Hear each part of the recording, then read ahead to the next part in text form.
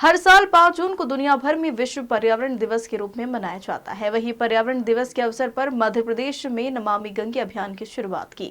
अभियान के तहत मुख्यमंत्री डॉक्टर मोहन यादव ने जल गंगा संवर्धन कार्यक्रम को संबोधित किया। वहीं मीडिया से चर्चा करते हुए मध्य प्रदेश कांग्रेस को आत्म मंथन की सलाह दी।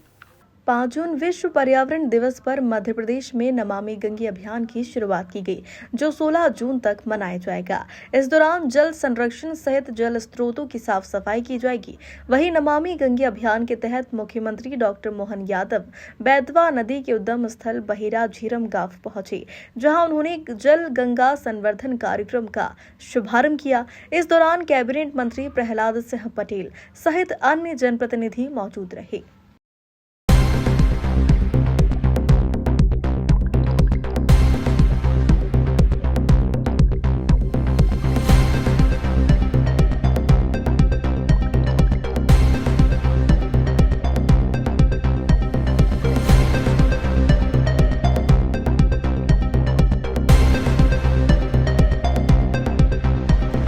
सीएम डॉक्टर मोहन यादव ने मीडिया से चर्चा करते हुए कहा कि आज से नमामि गंगे अभियान की शुरुआत की गई है, जो गंगा दशहरा तक चलाया जाएगा। अभियान के तहत प्रदेश भर की जल स्रोतों की साफ सफाई के साथ जल संरक्षण की अपील की जाएगी।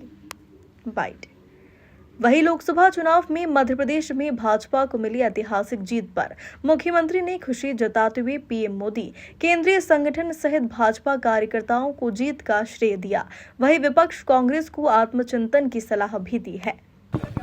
रायसेन जिले में बेतवा नदी के उद्गम स्थल पर आज मध्य प्रदेश सरकार द्वारा जल गंगा संवर्धन अभियान का शुभारंभ का आज कार्यक्रम था।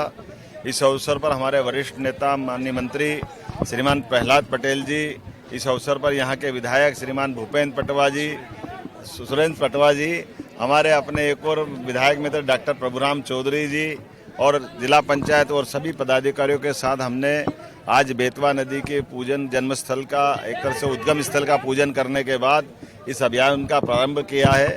और इसके पीछे मूल भाव ये है कि पर्यावरण दिवस से प्रारंभ होकर के गंगा दशहरे तक ये लगातार हमारे जितनी जल रचनाएं, चाहे तालाब हो, कुएं हो, बावड़ी हो, नदी हो, इन सब के ऊपर अलग अलग प्रकार से 15 दिन के कार्यक्रम तय किए हैं।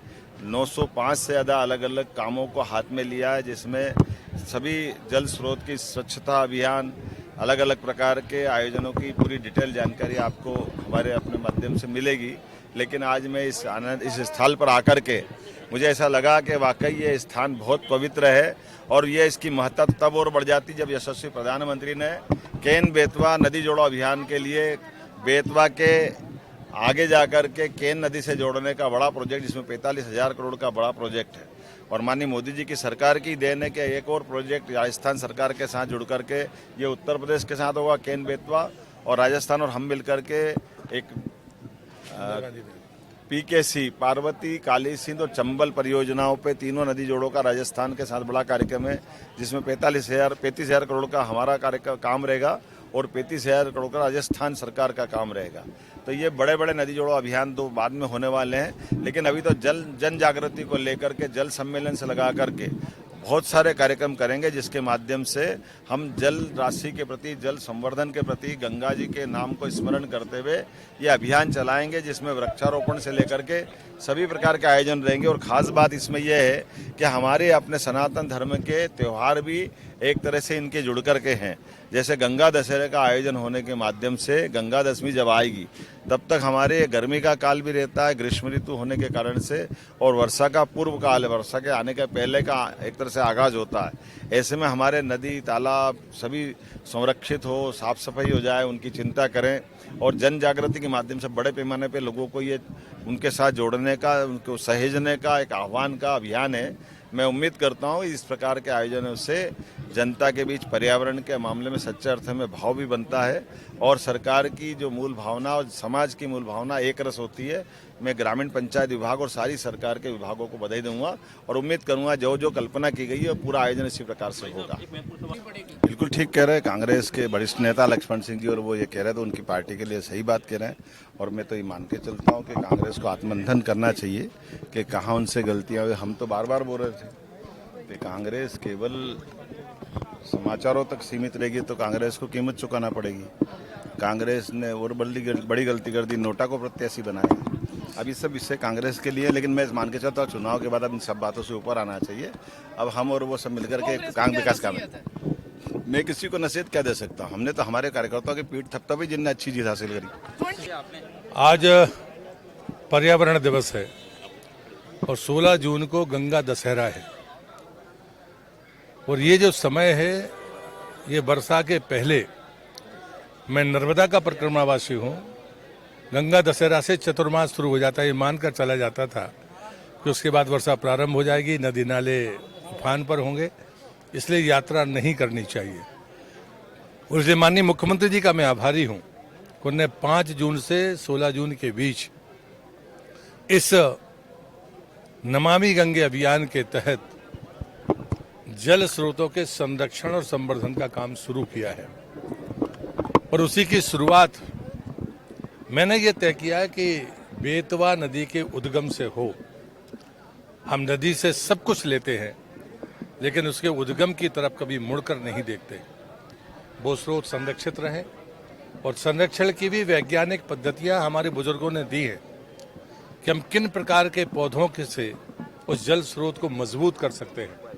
इसलिए मैंने भी ये संकल्प लिया है कि हर दिन मैं मध्य प्रदेश की किसी नदी के उद्गम पर जाऊंगा। वहाँ भी वृक्ष नहीं लग पाएंगे, वर्षा नहीं हुई होगी तो उसके गड्ढे करूंगा, लेकिन वृक्षारोपण करके उस स्रोत को मजबूत करने का काम करेंगे। और जो अभियान के तहत कुएं हों, बावड़ी हों, नदी हों, बड़े तालाब हों, उनको संरक्षित और स्वच्छ बनाने का काम भी इन दिनों में शुरू होगा। वृक्षारोपण का काम अनवरत 4 माह वर्षा काल के दौरान चलेगा। एक बात मैं जरूर अकाउंटेबिलिटी के लिए कह रहा हूँ कि हम जो वृक्षारोपण करेंगे 1 साल बाद उसके आकलन के लिए भी आपको बुलाएंगे। और आपसे भी प्रार्थना है मीडिया से कि 1 साल का मौका जरूर दीजिए और 1 साल के बाद कितने प्रतिशत सफलता मिली है ये आकलन देंगे तो हमारी गुणवत्ता में सुधार होगा। यही मैंने भी कहा है कि जो अभी पौधे लगाए हैं वो पौधे जीवित रहना चाहिए क्योंकि पिछले अगले साल मतलब वो फिर आएंगे। निश्चित, मैं तो आपसे भी आह्वान कर रहा हूँ, समीक्षा करने का काम आपका है, मैं तैयार हूँ। औद्योगिक क्षेत्र में बढ़ते प्रदूषण से बेतवा को किस तरह से बचाएंगे? तो लगातार बेतवा उस प्रदूषण से प्रदूषित हो रही है। लगातार मध्य प्रदेश के सरकार ने यह तय किया है, चाहे रेत का उत्खनन हो या गंदे पानी को डालने वाली बात, एसटीपी प्लांट लगाए बगैर सीधे गंदा पानी नहीं डाला जा सकता। जो ये करेगा उसके खिलाफ कार्रवाई होगी। नगर पालिका पिछले 4 साल से एसटीपी लगा रही, नहीं लगा पाई है। गौरतलब है कि 4 जून को आए लोकसभा चुनाव के परिणाम में मध्य प्रदेश भाजपा ने शानदार प्रदर्शन करते हुए प्रदेश की सभी 29 लोकसभा सीटों पर शानदार जीत दर्ज की है।